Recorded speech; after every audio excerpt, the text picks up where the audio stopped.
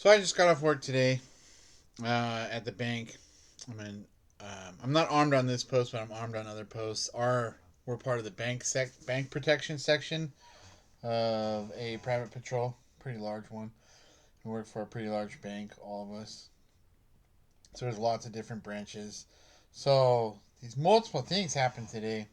One, our supervisor, who's a Marine, a police officer, and then a correctional officer, now one of our supervisors of all the armed guards, went to a post where I've been at that post for weeks on end before. Um, and there were people in this little alley where you have to like ask people to move along.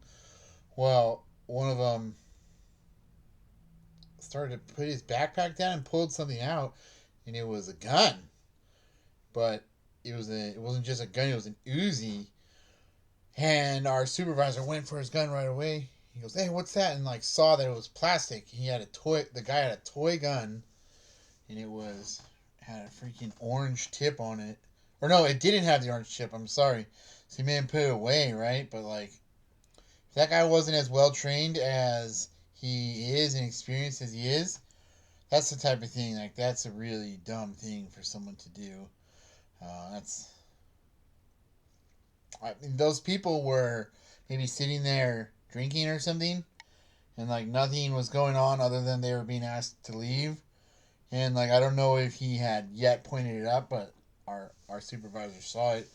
But that's just a dumb thing to do. Like if you did that quickly or slightly aggressively with somebody who just only saw it at the last second and just goes right from the point of telling you what to do to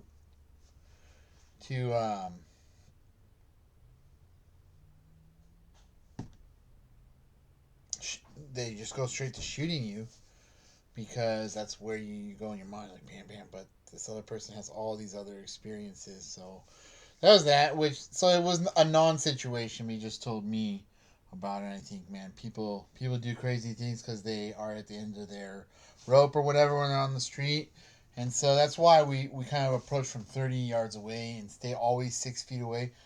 Like we try to give people their time to like we shoo them along. And then one of the people who was on the corner right by our post where I was today, where I'm on an unarmed post, he like lit the bushes on fire, and I stomped the bushes out. I put out a small fire, and then this other guy comes running up when the ATM repairman had the door open. He didn't have a cash out. He wasn't the cash guy, but still the door's open, and this guy, this homeless guy who's always yelling at people and like either on crack or methamphetamine. Nobody knows. He's just definitely crazy and always running around talking to himself. He went running up at the ATM machine guy. And so I called the police, but they just disappear like farts into the wind. Um, those guys do dumb crap all day. And then there was a lady who hit the crash pole at the ATM and like sped off and left her license plate. So it's on camera, and then we have the license plate in the bank somewhere.